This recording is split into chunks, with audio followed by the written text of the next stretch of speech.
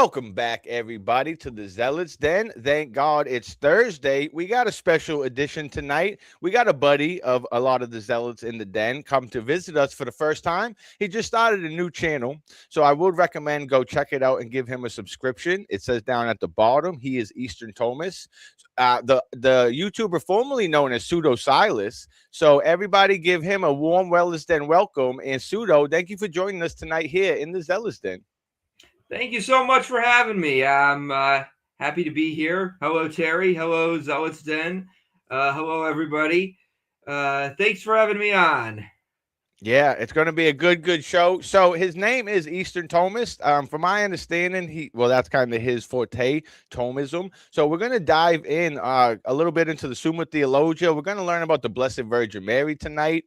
And but first, let's begin with, because I've known you for a little while now, Pseudo. I've seen you on Father Eric Seitz' channel, Gangsta Ghost. You visited here, but I'm not too familiar with how you came to God and Holy Mother Church. So if you would, as long or short, just kind of give us a rundown of how you came to know and love God. Yeah, well, I'm a revert to the faith, actually. I was baptized in the Catholic Church. I went to Catholic school, but I think I kind of became lapsed when I was a teenager.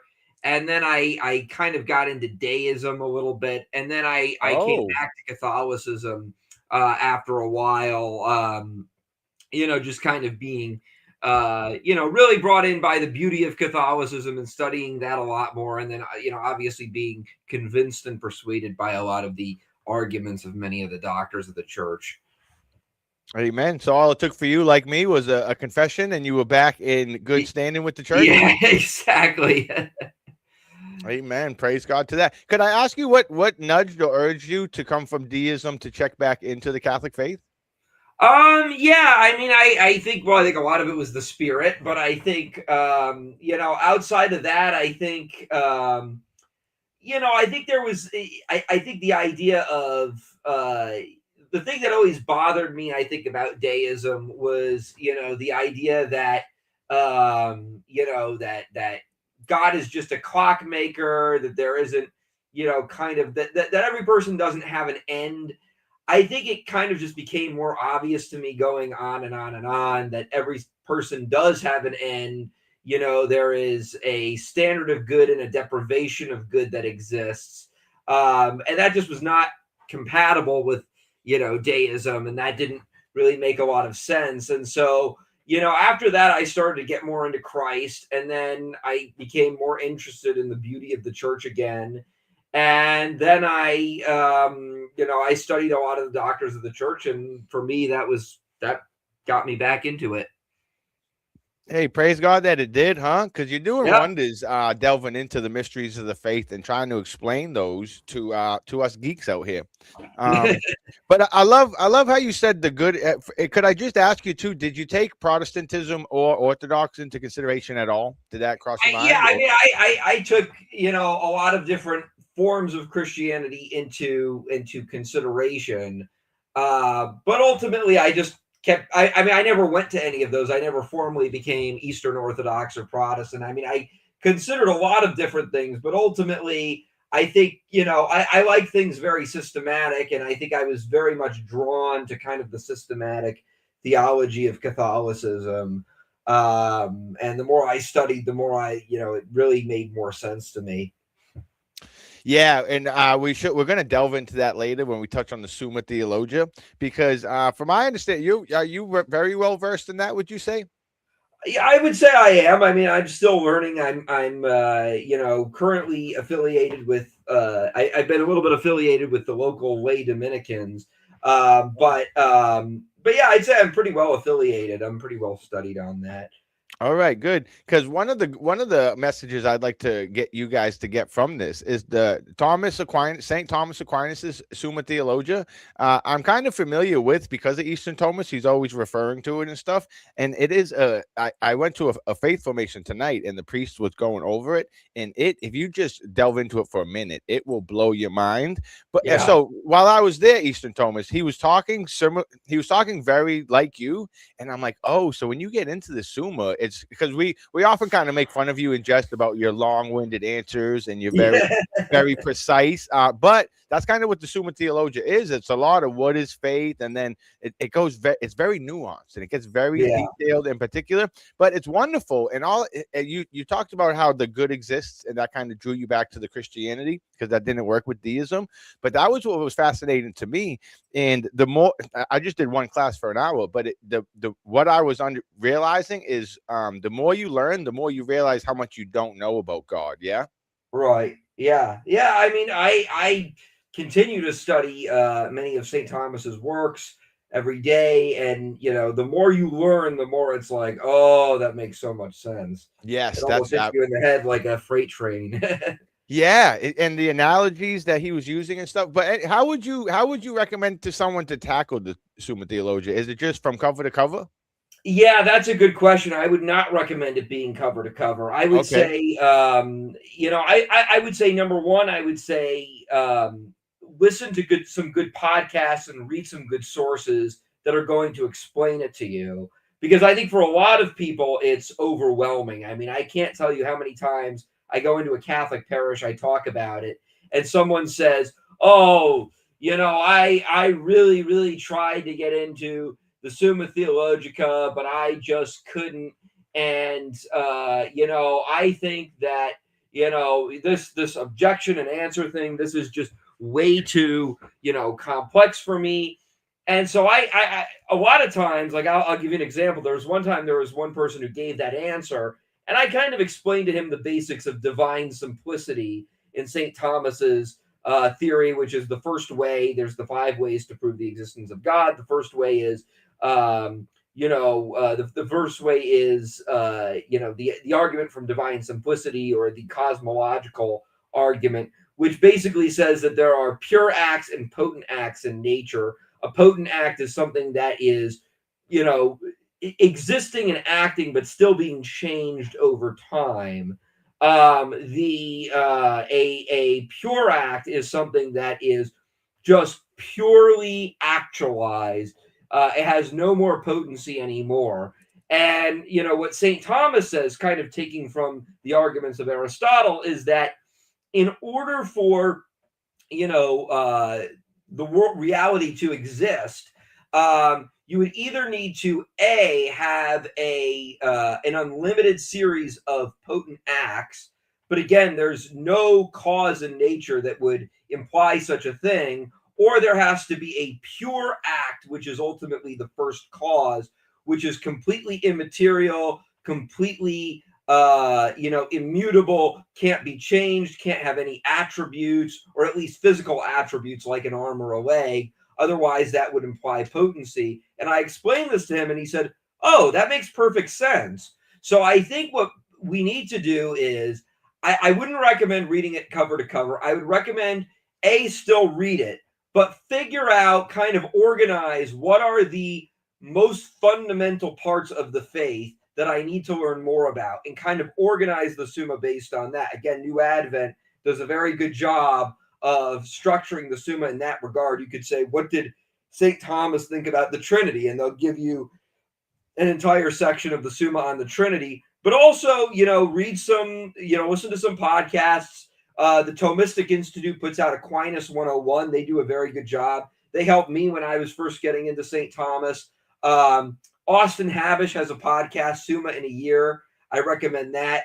But I also recommend reading some authors who explain it. I know Thomas Cardinal Cajetan, who famously got into a debate with Martin Luther at his excommunication trial.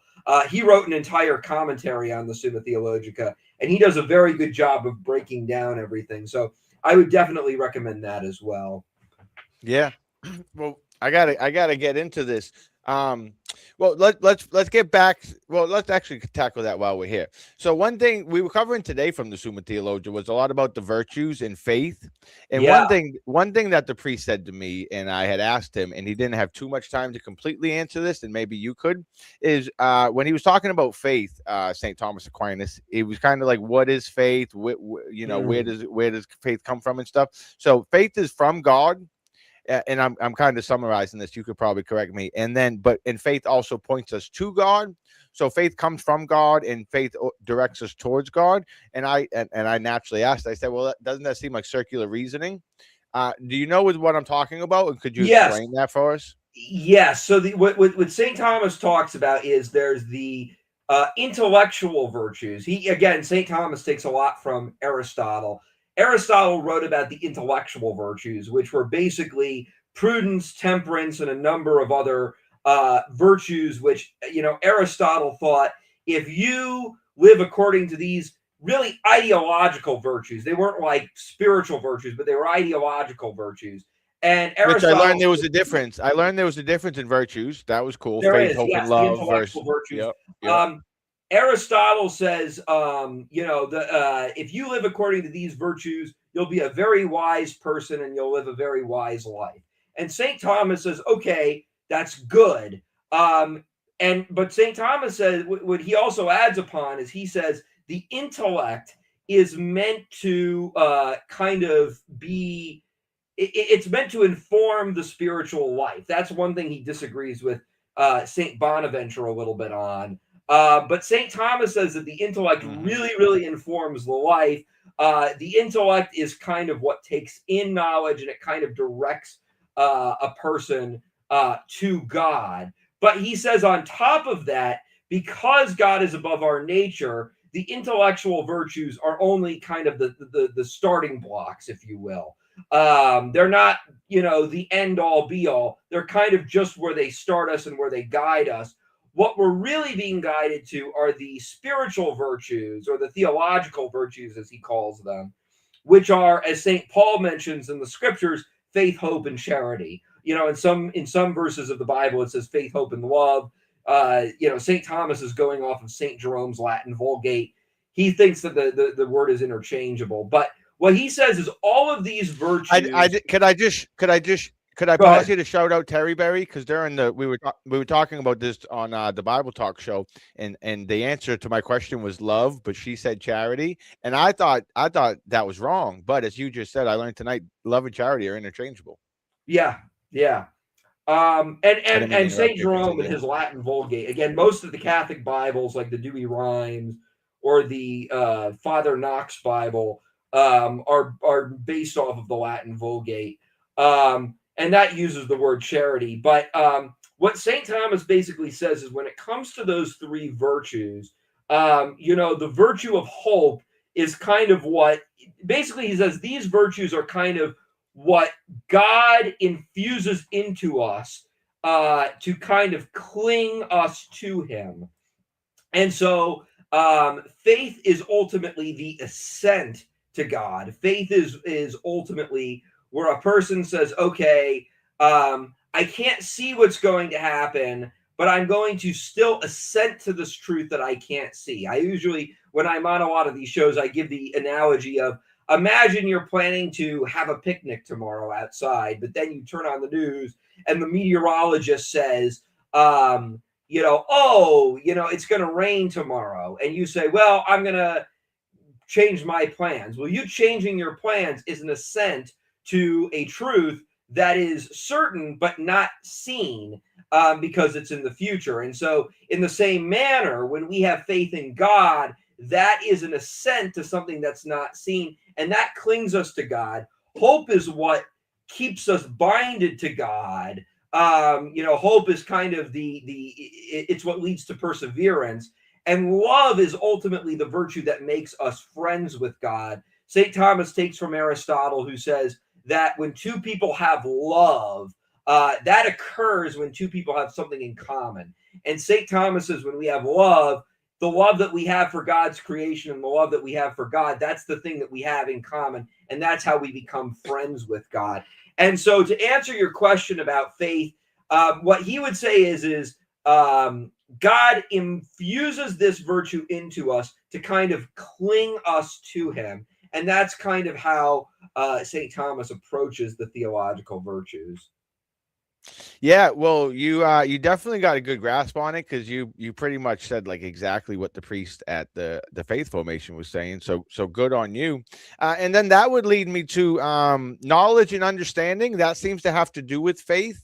And one thing that we could point out, Eastern Thomas, I wanted to know, why is it worth knowing all these heady intellectual things about God, especially when divine simplicity is so simple, yet this book seems so complicated. If you could square that circle for us. Sure, sure. Well, yeah, the divine simplicity is basically the doctrine that God is essentially being itself. Now, many people misunderstand it, and they'll say, well, the Trinity, that means God isn't simple. That's not what St. Thomas is saying. St. Thomas is not saying God is a blank canvas. He's saying that, of course, there are acts in God like love and knowledge and wisdom, but St. Thomas says those are all contained in God's essence. Likewise, with the Trinity, all processions of God are contained in His essence. And so, as it pertains, why should we know about God? Why should we know more? St. Thomas says the more you know about God, the more the more you come to participate in God. It's kind of like the more you know about a certain art or a certain hobby or a certain task, the better you're going to be at that task. And so St. Thomas Amen. says the more we explore about God, the more we come to understand who God is, the deeper friendship we have with God, and the more we participate in God. Amen. Well said. And that made me think of, so the assent and the will has a lot to do with faith. Could you touch on that at all? You obviously have to accept the gift, but it was interesting that our will, God the faith is the motor that pushes our will towards God. But could you touch on people who, because then he went down to like heresy and apostasy, and that was kind of, he was talking about dead faith and stuff, and someone could be anti or push God away. But I thought the concept was interesting, that we had to be willing and open to God for him to be even able to accept the gift of faith. Is that accurate? Yes, I would say that is accurate. One of the things that now you're kind of getting into the topic of predestination, and of course, this is kind of a controversial view in Christianity. Most people, when they hear the term predestination, they think of Calvinism, or they think it's some sort of deterministic sort of thing. St. Thomas views it in a different light. What St. Thomas says is God gives everyone a distinct rational appetite. The rational appetite is essentially the form of a person's passions. So it basically is this. It's basically this manner of a person which allows them to determine how they're going to use their passions. Are they going to use their passions in Yep. ways that glorify God, or are they going to use passions in ways that embrace lusts and drunkenness and basically the temporal passions of this world? How are they going to use their passions? And so St. Thomas says that God giving a person that rational appetite is essentially what gives them their free will, because the end of the rational appetite is to seek God. At the same time, God still moves the will towards a person. Now, why he chooses to move the will towards some people and others, we don't know. But he would say both of those things kind of protect God's sovereignty and man's freedom. So, an analogy I always like to use about how God draws some people and doesn't draw others, but free will is still preserved, is imagine you love pizza and you're walking down and you walk by a pizza shop and you smell the pizza and you're like, oh, this is amazing. Oh, I can't go Mm. in. I don't know. But you're smelling it. You get closer to the pizza shop. You smell it even more. And eventually you can't help it. You go in and you order the pizza. Now, in this scenario, the smell of the pizza is still drawing you into the shop, but you're still ultimately consenting to that. Ultimately, you're still the one going in and making. You can't say, well, my free will was not rendered according to the pizza shop. you still ultimately made that decision to go in. And that's how St. Thomas kind of balances, the will with predestination and God's first moving.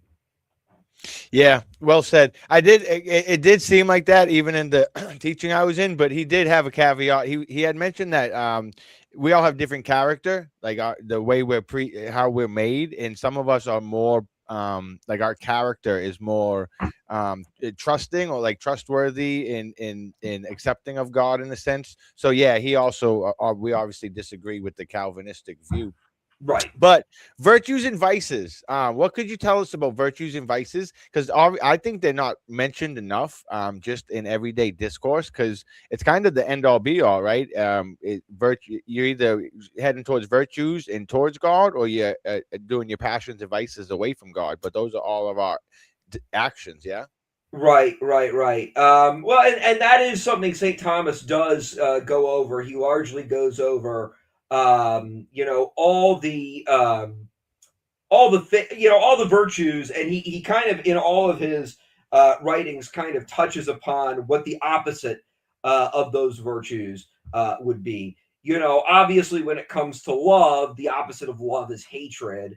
Um, and St. Thomas would say that that, as Terry quoted in the comments, St. Paul obviously says the greatest of the virtues is charity, even more important than faith and hope. But what St. Thomas Aquinas would say on charity is he would say the opposite is hatred, because ultimately charity is what makes us partakers in God's divine life.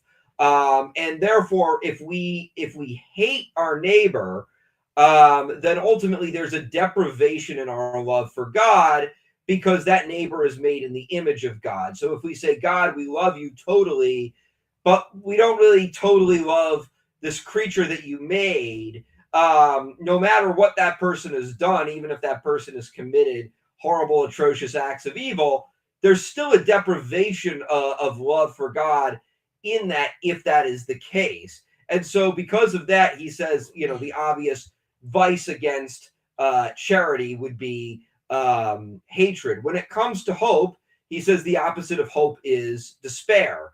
He calls despair the sadness when it comes to the large task of completing a certain effort.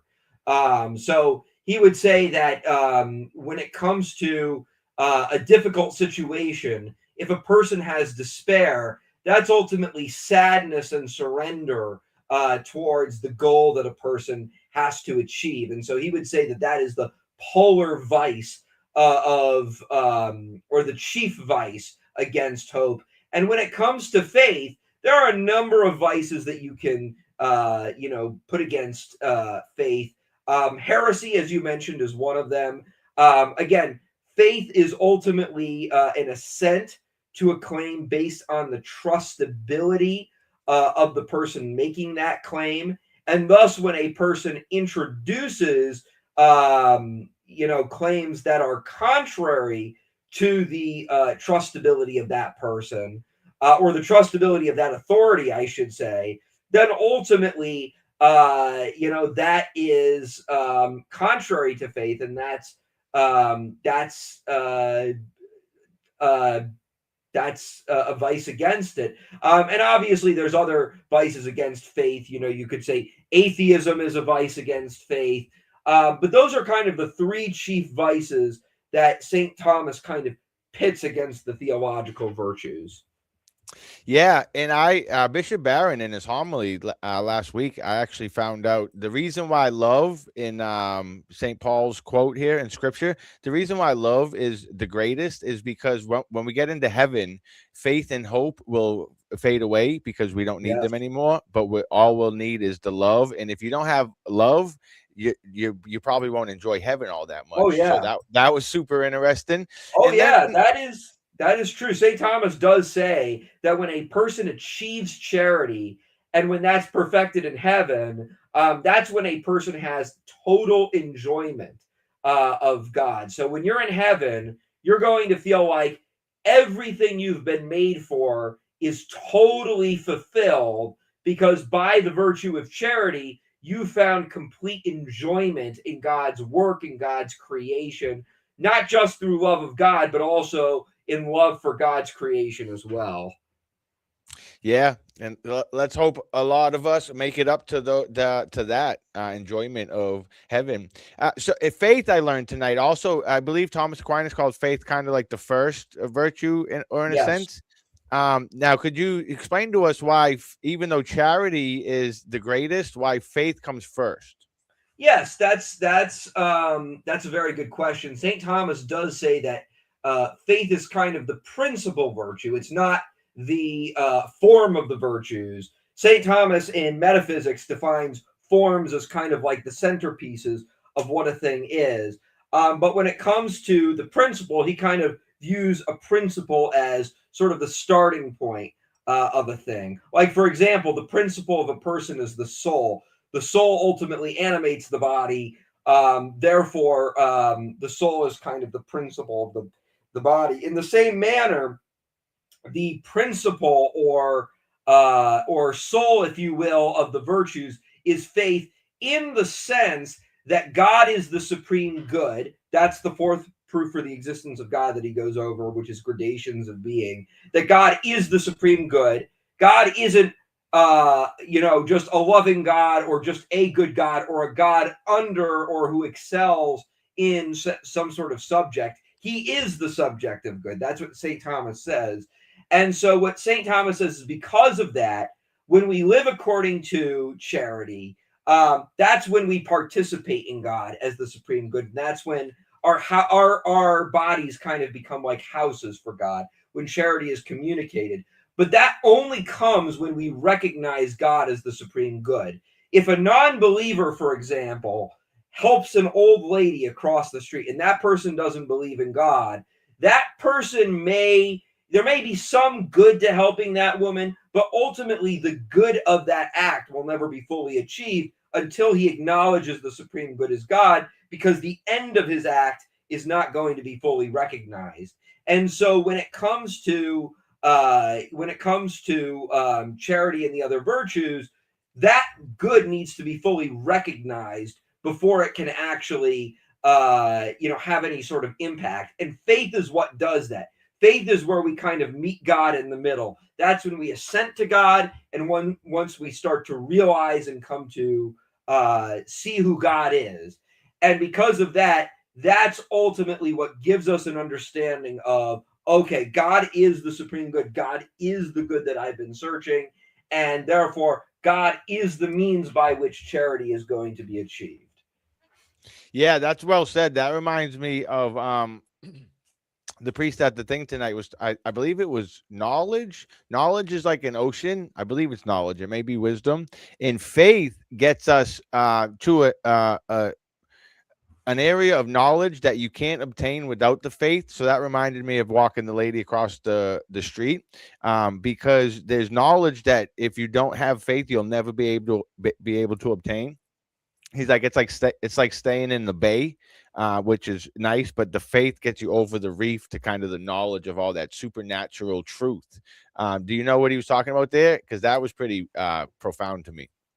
Yeah, I think that's a pretty good analogy. I haven't heard that before. I'd have to look into that a little bit more, but I'd say that's a pretty good analogy. Yeah. Well, because when you were saying, until you believe and get to know God, there's truths that you just can't wrap your head around Yeah. because you don't Yeah. understand the first truth. Well, that's the thing. St. Thomas, talks a lot about what's known as teleology. Teleology, you may have heard of the word soteriology, which is Hmm. obviously the study of salvation. If you're Christian, doesn't matter what denomination you're a part of, you've heard of that all the time. It's the study of salvation. What teleology is the study of a person's end. Really, the study of any creature's end. You could apply teleology to any creature. You could apply teleology to a plant or an animal. But teleology, St. Thomas says, applied to human beings, is ultimately the perfect enjoyment of God. And so, like you said, a man can cross the street with an old lady, and ultimately he's not going to understand the full good of that act until he acknowledges God is the supreme good behind that act. But God, as the supreme good behind that act, is ultimately the realization of that good. It's ultimately that hitting you in the head type of moment where you're Mm-hmm. like, oh, that makes so much sense. It's when you start to realize that this is the good that you've been searching for. Amen. Amen. Well, I had a bunch of those just from this little bit, the tip of the iceberg from the Summa Theologia, and that's why I recommend you guys check into it because it never mind it helps us to understand and know God better, but naturally it helps us understand ourselves better, our vices, our virtues, how to get to know God, what the feelings and passions that we have are.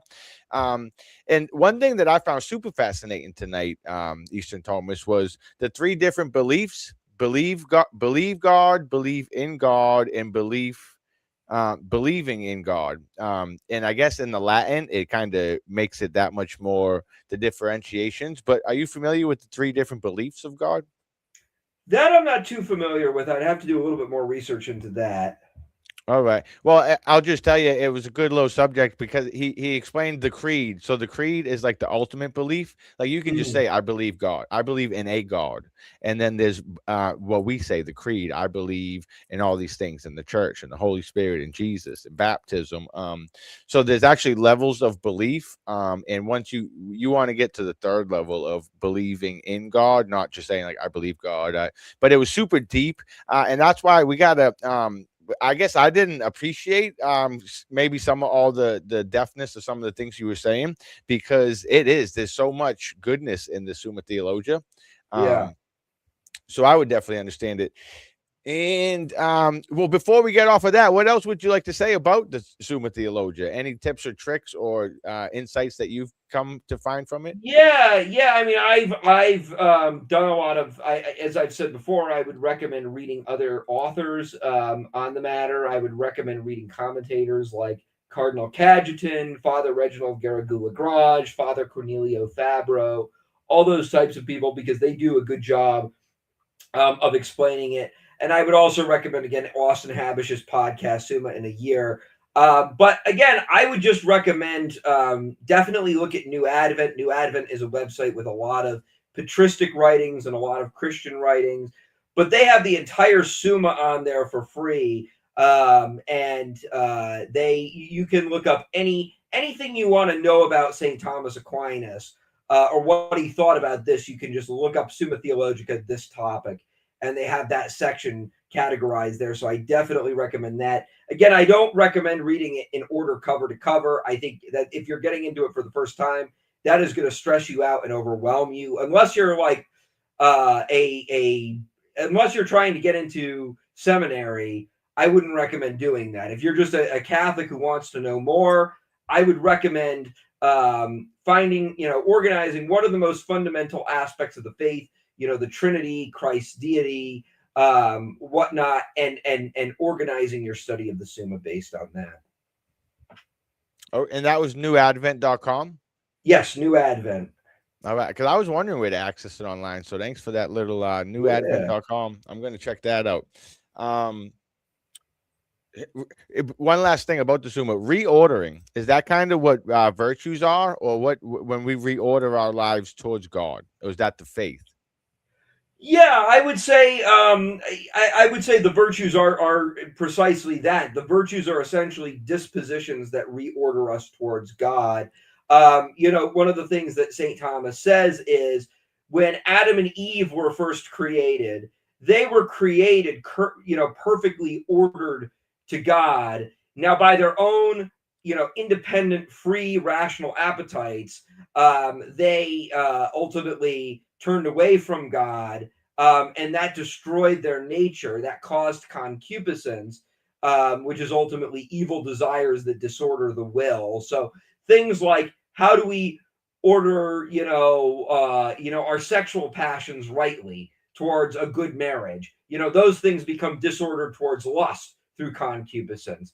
Things like how do we do things in temperance, going from that to I'm going to become drunk, or I'm going to spend too much, or I'm going to eat too much. That is a part of concupiscence. Concupiscence is essentially the disordering of the will. And what St. Thomas says is no person can merit salvation, but after a person has been justified by grace, then they can essentially, operating under grace, become a cause unto them, kind of become a cause subordinate to God in good and salvation. And so he would say from there on, then the virtues reorder a person to God is through merit that comes from justification. Yeah, Abe, and that just made me think. Now, hear me out, pseudo. Understanding this, some of the things in the Summa, it made me think of some Protestants' understanding of faith and Catholics' understanding of faith, Yeah.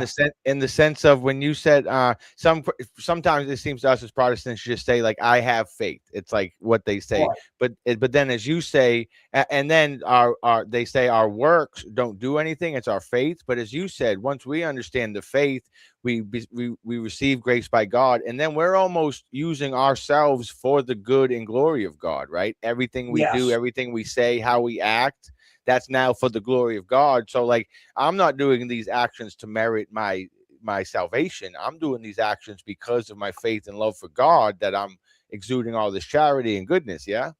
Right, that's precisely right. And again, Father Reginald Garrigou-Lagrange, he was a 20th century Dominican professor and priest and author. He was actually one of the teachers of Karol Wojtyła, who became a little known What'd you guy. I don't call know if me? anybody's, No, I'm just kidding. I'm just kidding. no, Karol Wojtyła. I don't know if anybody's heard of him. I think he was only like Pope St. John Paul II or something. Not a big deal, but he was his teacher, Father Garrigou-Lagrange. And Father Garrigou-Lagrange was a big student of St. Thomas, being a Dominican. And so he wrote extensively about St. Thomas. Now, he had the hindsight of the Protestant, quote unquote, Reformation. St. Thomas did not. But what Father Garrigou-Lagrange basically says is, he says in the Economy of Grace, Protestants basically take too legalistic a view of justification. Eastern Orthodox Christians are more aligned with Catholics on justification, but even they take not enough of a legalistic position. He says St. Thomas does a good job of balancing a legalistic element, but also an element with a person's nature. And so, one of the things that he says that Protestants confuse, especially when it comes to things like penal substitutionary atonement, is guilt and punishment.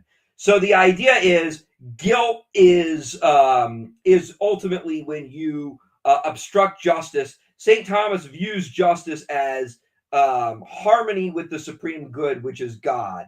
Like we said before, everybody seeks God. Everyone seeks the supreme good. That's why people also seek justice and fairness, because people view that rightly as the key to being good. And ultimately, some people wouldn't recognize this, but ultimately having a relationship with God.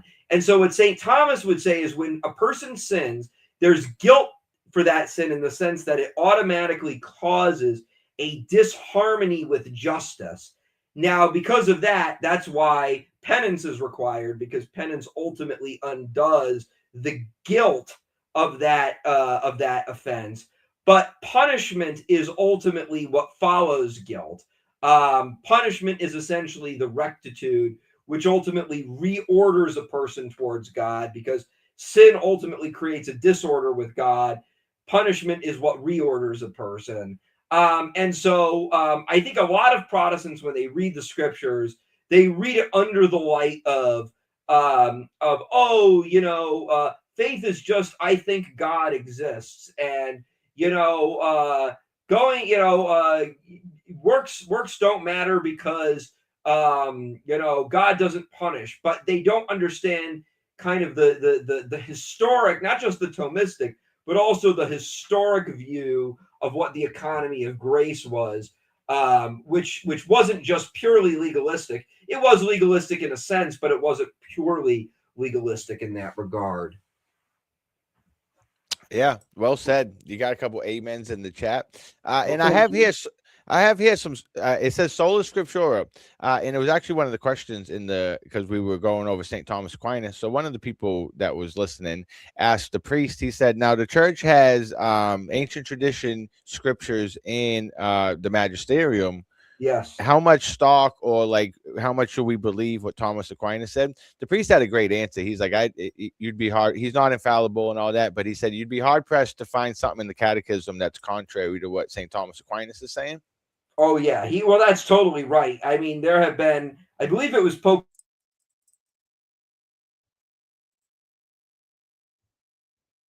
Hello, pseudo. Pseudo, you went mute on me, pseudo.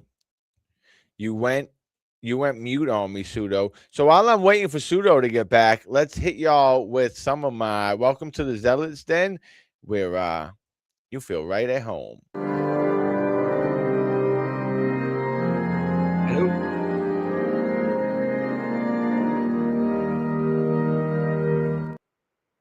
Hello? Yeah, you went quiet on me for a second. Sorry, I think there Pseudo. were some connectivity issues. I'll move into the other room real quick. Sorry about that. My apologies.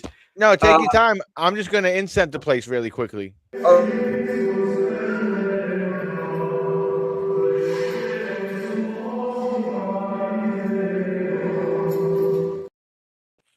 Okay. But yeah, Shoot. so yeah, I think that's precisely right. I believe it was Pope Leo the 13th who said that St. Thomas Aquinas was kind of the chief doctor of the church, and that Thomism was the chief philosophy or theological model of the church. I mean, the thing you've got to understand is St. Thomas Aquinas, when it comes to a lot of his theological views on faith, he didn't just make this up. He didn't just decide, well, you know what, these people who came before me, they don't know anything. I'm just going to invent this new stuff. Most of what he said was kind of just an expansion or a development of what other people before him said. So you'll see a lot of St. Anselm's works. You'll see a lot of St. Isidore's works in St. Thomas. You'll see a lot of St. Augustine's works. You'll see a lot of the Cappadocian fathers. He gave it. But he really perfected it. Pseudo, And, I think people, go ahead. I think he gave an example of the definition of faith, and the answer he gave was what St. Paul said. And for his justification, he said, "The authority of the apostles is good enough for me." Yeah, precisely. I mean, I think there's an old saying: there's no philosophy after Aristotle, which is to say, Aristotle just kind of you got people like Socrates and Plato that kind of build up upon each other.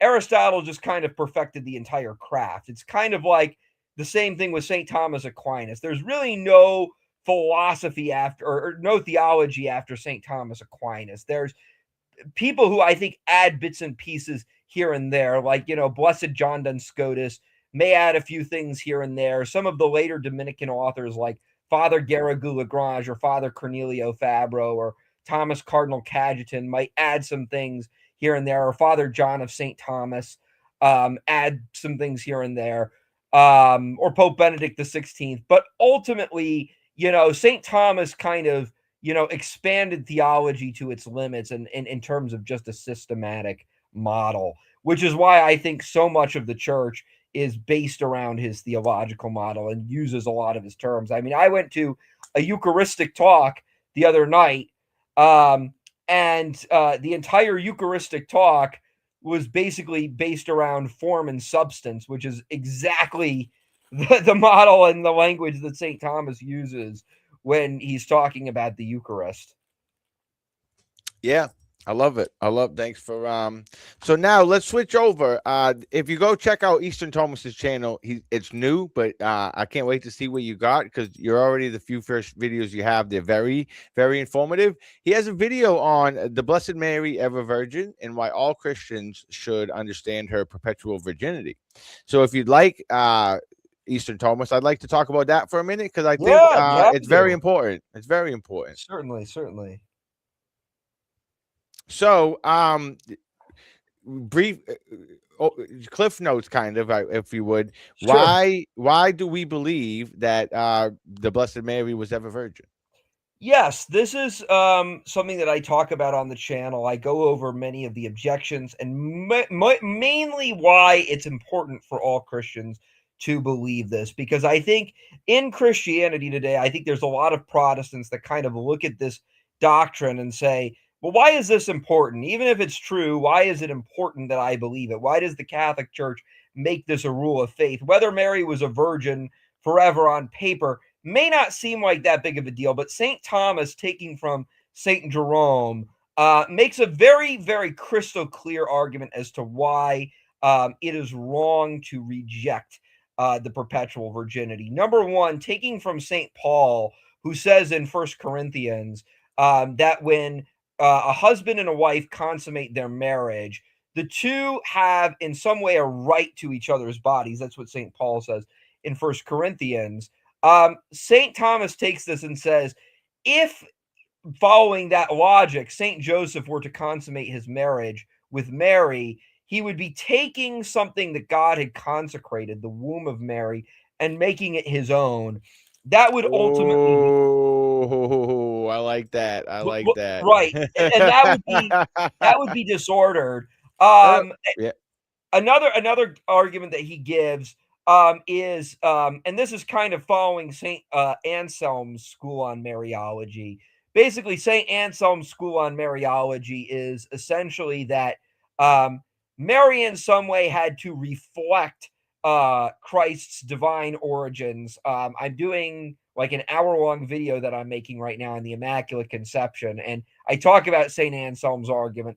That's kind of his argument for the Immaculate Conception, as he basically says it wasn't befitting that since Christ's incarnation was purely spiritual, as it's said in the Gospel of St. Luke, that then he would be born to a vessel that was in any way carnally minded. And so he says, following that same model, because Christ's incarnation was purely spiritual, it was then necessary that was reflected in the household that Christ was raised in. And this is why not just St. Thomas, but also St. Jerome go as far as to say not only was it important to believe that Mary was a perpetual virgin, but also that St. Joseph was an ever virgin. But the third We reason, don't hold to that though, right? That's not Catholic dogma. it's not Catholic dogma, but it's generally Catholic teaching. Oh, okay. I know in the Maronite Church, on the Maronite calendar, they list him as Saint Joseph, the Ever Virgin. Oh, I never knew that. Super Yeah, cool. but The most we call him the most chaste spouse, which I guess isn't right, too different. Yeah. right. But the third reason, and this is probably the most important reason, is because if Mary were not a perpetual virgin, that would ultimately do harm to the dignity of the virgin birth.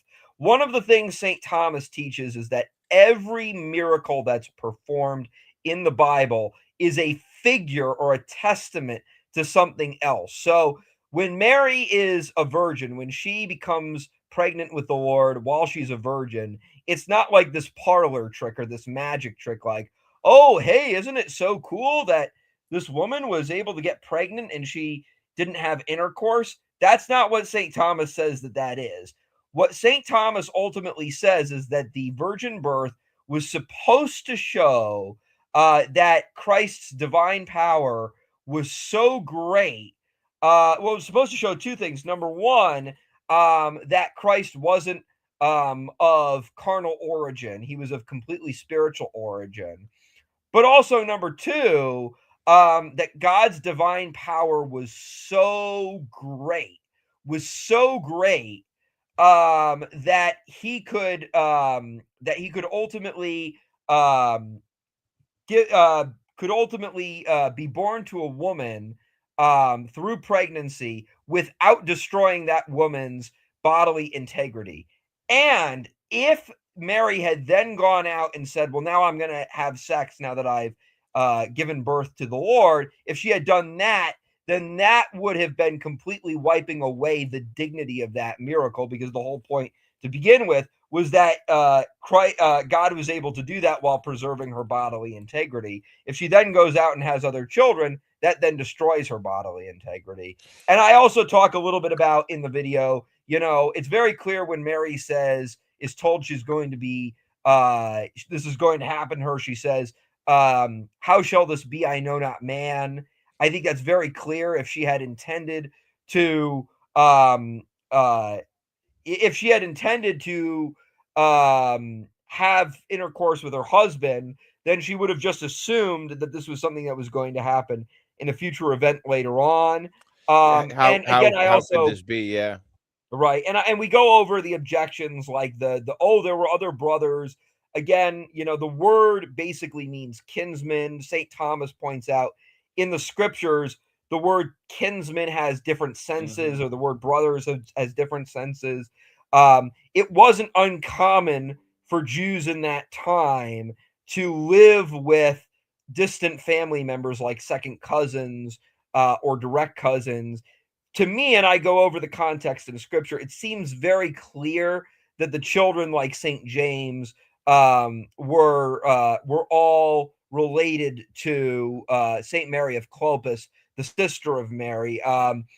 Saint Eusebius, who was a church historian and a church father, he claimed, based on interviewing multiple priests and historians from multiple churches, all the way back in I think it was the 3rd or 4th century, that all the churches had testified from their records that Saint James was understood to be the cousin of Christ and the son of Saint Mary of Clopas, Mary, the Mother of God's sister, rather than the biological brother of Christ.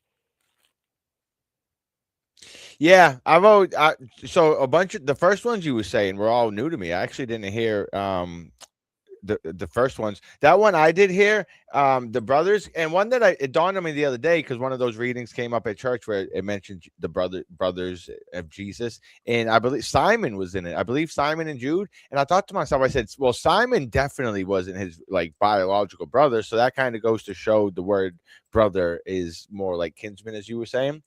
But another argument that I always heard and found compelling, it was similar to some of them that you were saying. But if we believe Mary's the new Ark of the Covenant, and the old Ark of the Covenant was sacred, holy, and couldn't be touched because even the guy who did touch it, God instantly killed.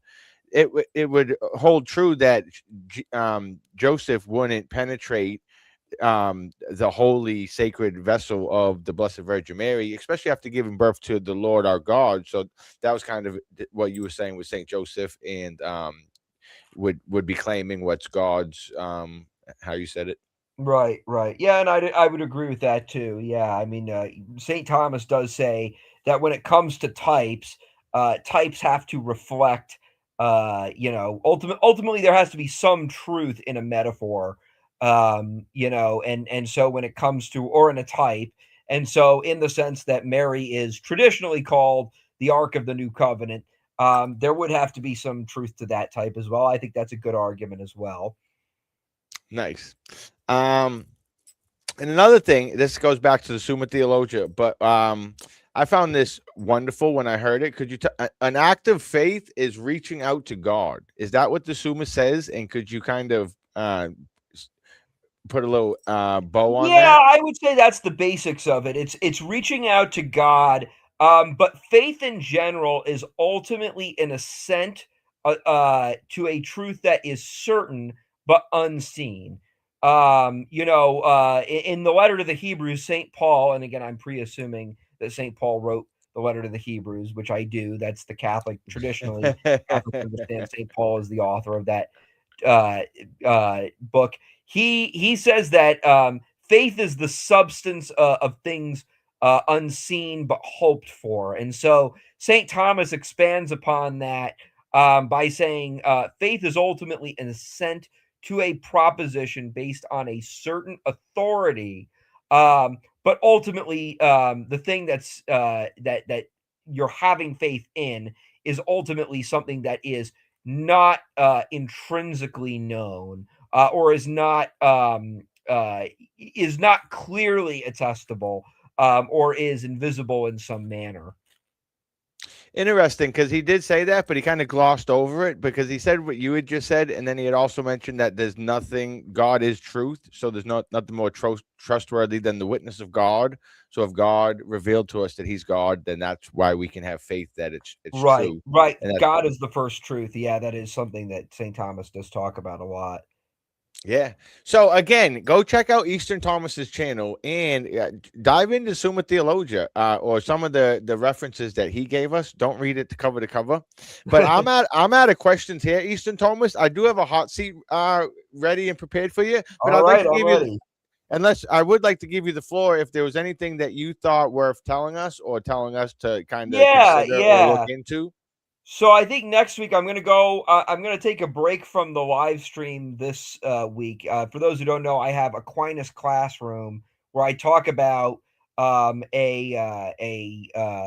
subject every single week. I try to usually take modern subjects. I try to either do subjects that are relevant that people struggle with, or I try to take sort of subjects that are maybe St. Thomas didn't talk about in his time, but what his view would have been. A few weeks ago, I did one on once saved, always saved. Again, that was before St. Thomas's, or that was after St. Thomas's time, but I still apply his logic and his thinking to that. I also talk about sola scriptura. I talked about what St. Thomas, how he would have responded to sola scriptura. My next one, which I think I'm going to do next week, is going to be on abortion. I'm going to use, kind of philosophical arguments against abortion. I'm going to try and use Nice. St. Thomas's logic on that matter. I'm going to reply to what is considered the quote unquote strongest argument for abortion by most philosophers, and I'm going to talk about how St. Thomas applied that. But feel free to join. It's an open panel, so anybody can join if you want to talk about that subject. If you want to talk about another subject, we can talk about that on the panel as well. It's an open book on my channel every Friday. It's going to be at 9:30 p.m. Eastern. Yeah, and that's usually weekly, except for tomorrow, I believe he said, but it's right Yes, here. tomorrow. Yeah, Eastern tomorrow I've got something going on, so it'll be next week, next Friday. Eastern Thomist on YouTube. Like I said, it's very informative. So go check him out. And like he said, it's an open panel. So anything you want to learn up on and he's familiar with, I'm sure he'd be more than happy to help us all grow and getting to know the Lord. Yeah. And we did have a question from a chat before we get into the hot seat. Terry wants to know if you believe in life on other planets, and if so, should we evangelize to alien life forms? Well, that's a good question. St. Thomas, the question isn't, is there life on other planets? The question is ultimately, is there life on other planets that has a rational soul? St. Thomas says that there are different types of souls. There's a sensitive soul, a rational soul, and a vegetative soul. Obviously, a plant would be a vegetative soul. A plant's goal is to grow and produce fruit and produce other substances. An animal has a sensitive soul, which means an animal soul is ultimately animated towards just protecting him or herself. An animal can't participate in charity the way a human being does. But a human being has a rational soul, which is ultimately to seek God as the supreme good, which makes man unique. And so, do I believe that there's life on other planets? I'm sure that there are plants and organisms on other planets. I would say, given that most planets are sustainable, it would make sense that there are organisms. But are they rational souls? Probably not. I'd be surprised if they're even really sensitive souls.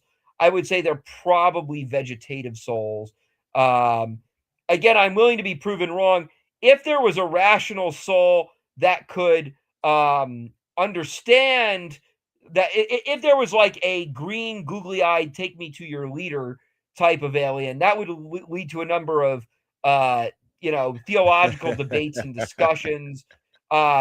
Namely, does that alien have the ability to seek God? Does that alien have the ability to seek beatitude? We'd probably have to have another ecumenical council just to figure it out.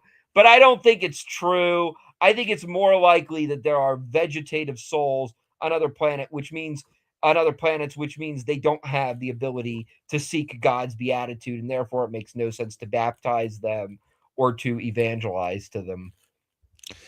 There you go, Terry. You got your answer. Not only are we not going to evangelize to them, they don't even get a baptism. But go check out Easterm Thomas's channel. We're going to get ready to get him into the hot seat. So let's all get ready for everybody. Oh, yeah, this is everybody's favorite pot, Easterm Thomas. And let's just get it smelling good with some incense before we do it.